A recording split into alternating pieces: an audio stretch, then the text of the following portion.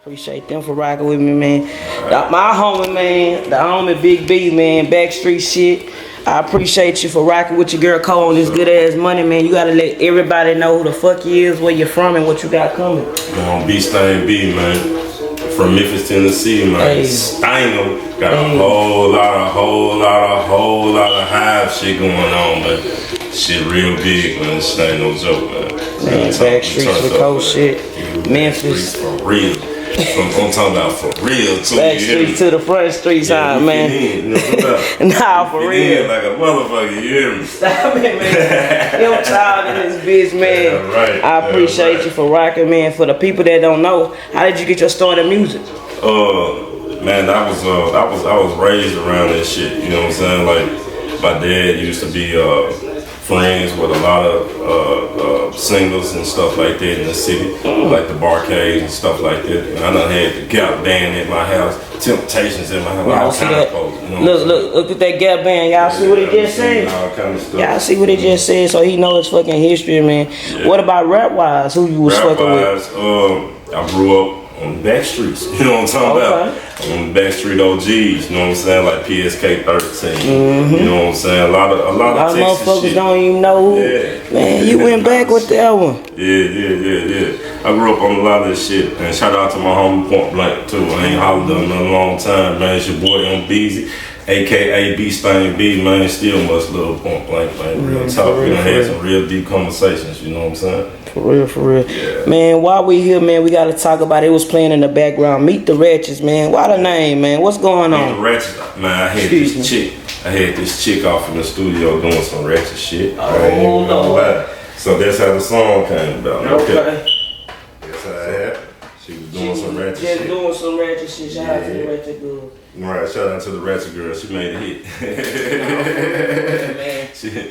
She made me make a hit. You know what I'm saying? So, actually, I was trying to call it, I was going to call the song Hood Rats or some shit like that, because me and Flacco had this joke about the little public service announcement where the young dude was like, hey, I was just doing some hood rat shit with my hood rat friends. You know what I'm saying? So, okay. Yeah, so that shit, you know, it wouldn't fly right now in 2022, so I was like, I can't say hood rat like that. You know what I'm saying? I need to say people be offended. Yeah, I need to say ratchet or something. You know what I'm saying? So the extra shit. Yeah, so I flipped it. You know, and a lot of people really don't know. Really, the hook really is talking about a ratchet for real. You know what I'm saying? I'm really not talking about a female, but I flipped it though. You know what I'm saying? It's subliminal. You know what I'm saying? Ratchet can mean a lot of things. You know what I'm saying? So yeah, they can, man. I went with it and it worked. And the legend, man, Trina Bean, man, the baddest, man. How did you get the Miami Legend on, you know, such a great song? The song with Trina. All right, so I was, man. The song had like we knew this song was gonna work. That was number one, like, cause we kept testing it, and you know, but we jumped the gun a little bit too quick trying to do a tour. And what you mean? Stay right there, cause artists don't be honest like that. Yeah, and say they was moving too. Yeah, fast. I was moving way too quick. Okay. You know what I'm saying? So, and you know, I had to man up to this shit. I spent a lot of money.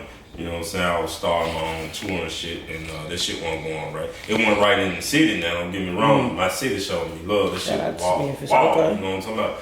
And but when I got out on the road, that was a little bit different. You know what I'm saying? People was looking like, man, hell no, we ain't we ain't going to see this nigga. Who is this nigga? And he doing a giveaway. You know, I'm giving away $1,500 for a ratchet contest. You know what I'm saying? And people was thinking that shit was fake. But so a guy named Michael Dockery was introduced to me by one of my homies. And Michael Dockery was like, hey man, you need a female on that song. He was like, I heard that song. He said, this shit lit. I was like, bet. Who you talking about? He said, Trina. I said, nigga, I don't know Trina. I want to get Trina on the song, you know what I'm saying? I said, I done met her a couple of times and shit, you know, because I used to be in the group with Chainz, other DJs, you know what I'm saying? I ain't gonna say it's the promoters, it's just niggas, you know what I'm saying? On big Jesus. Big It's niggas, you know what I'm saying? It's white folks too that'll get you with this shit. Right. But it's more niggas, you know what I'm saying, than anybody that's on your head. Like, hey, this 10,000, hey, this 15,000, hey, this 10,000, hey, this 15. You like, man, what's going on? And what you getting for that? Oh yeah, you don't know what the fuck gonna happen. Man, you know what I'm saying? street shit. You definitely gotta be careful, you know, like who you spending your bread with. You know, when you coming in this shit independent, and make sure you spend your money in the right places. You ain't gonna get nowhere without spending What's the bread. right places though? The right places, the right people. You know what I'm saying? Like I give you, for instance, I met a guy that's a promoter in my city named Ike Diddy. You know what I'm saying? Me and him did business. We did business the right way, and he linked me with the core DJs. The core DJs put me on the motherfucking tour for like 6 months. You know what I'm saying? I just popped up everywhere they was at and performed my song live on the satellite channel that they got with Sirius. The Shady, it's the Shade, what the Shade 4-5 tour. You know what I'm saying? So I did that for like 6 months. I did my thing, and them folks was like, man, you know. And we went from there one thing to another, and I just, you know, linked in with the right peoples from doing all that and built relationships that I didn't build when I was doing the duffel bag situation. Because when I was doing the duffel bag situation, I'm like, man, I'm standing next to Ludacris. Rick Ross coming over to the duffel bag studio. Hey, you a DJ? You need to come holler at Beestang. I ain't coming to talk to you, man. Who is you? You know what I'm saying? That's how I was moving. That shit there was all wrong. You know what I'm saying? So artists definitely don't do that. You have to build with the DJs. You know what I'm saying? That's very important. You know what I'm saying? You build a relationship with them. When them folks see you serious, they know you serious. They gonna come in, they gonna gravitate with you and help you do what you gotta do. That's how this shit works. Real talk. Man. What's one thing you learned being over there under 2 Chainz and just the whole duffel bag situation? Man, I just learned to grind. You know what I'm saying? I learned to grind. Like, this shit ain't easy, ain't overnight. I've been doing this shit a long time. You know what I'm saying? And now I'm getting what I deserve.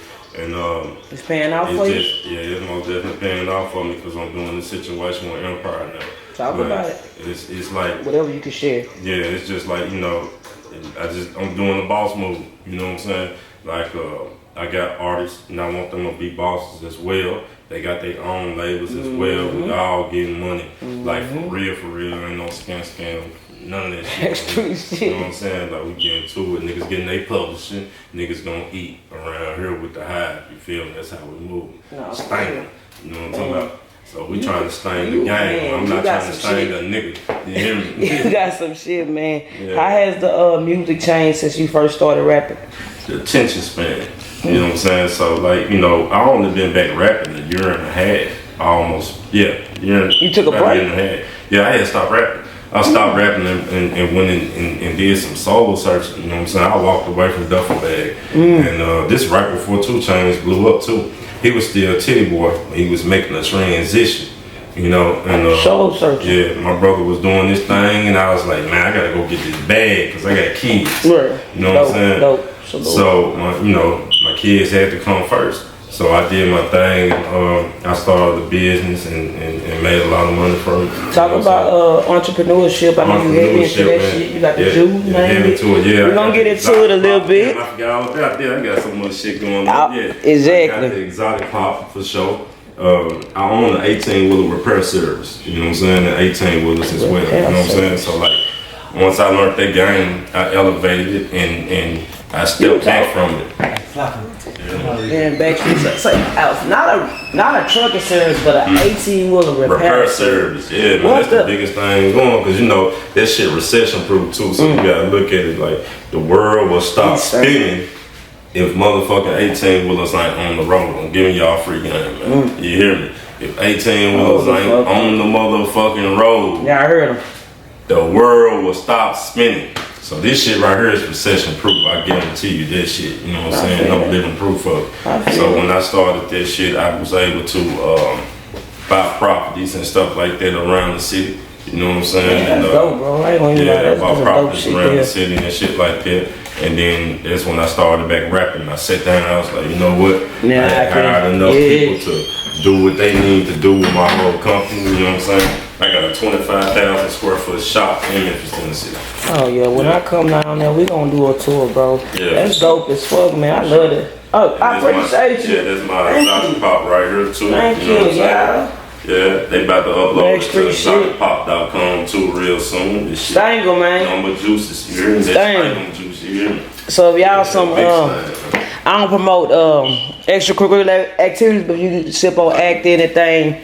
Yeah, this pretty. Oh yeah. How the fuck But this then, happened? it's just juice. You feel? Yeah. Alright, so it's a cat from the city that he's from Houston, but he lived in Memphis as well, and he did his thing for a long time. You know, he legendary down there in the streets too. That's DJ 007. So listen, 007 was like, hey man, you need to do this. You know, 'cause, he know how I hustle. You know what I'm saying? So, you know, he knew it'll fit perfect with what I got going on. You know what I'm saying? And we building it up from the ground up with it. You know what I'm saying? Shout out to Exotic Pop. Shout out to 007, man.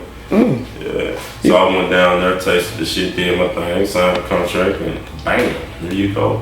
You got the Exotic Pop. How long it's been out? How long you? It's been out probably like a month or two. About 2 months. Okay. I think about 2 months. It's been out about 2 months, something like that. You know what I'm saying? We got them in a couple stores in the city. You know what I'm saying? But we finna do it all 50 states though. That's what I'm working on right now. You know what I'm talking about? Big deal, real big deal. Big distribution deal. You know what I'm saying? That's dope. Because this is money too. You know what I'm saying? So, you know, as an artist, you gotta be able to sell yourself.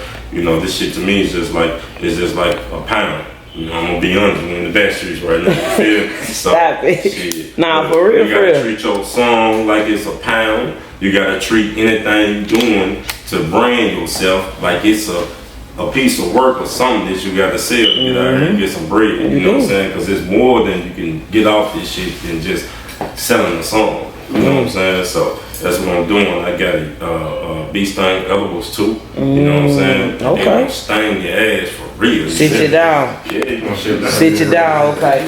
Yeah. We all might not want one of them, man. Yeah, I'm talking about I had you straight, you hear me? I feel that. And you was talking about the DJs earlier. I gotta ask, are they still important to the rap game and shit? Yeah, it is. Because you think about it right now, see, a lot of people think you can just What about the go viral. bloggers? They think you can just go viral. and Okay. then boom, that's true. You can. You know, you can get that little TikTok money real quick. No folks gonna tear your mouth out though. Be honest, you know what I'm saying? Because when it's all done, said, and over with, your ass gotta come back to the clubs, the streets, to the DJs that make this shit happen. If they not moving on one accord with you and your movement, you ain't got no movement. I'm sorry, I'm gonna be honest. I'm just keeping it 100. They keep, You know what I'm saying? And this shit evidence. You can ask any artist that ever just blew up on TikTok. What the fuck they is now?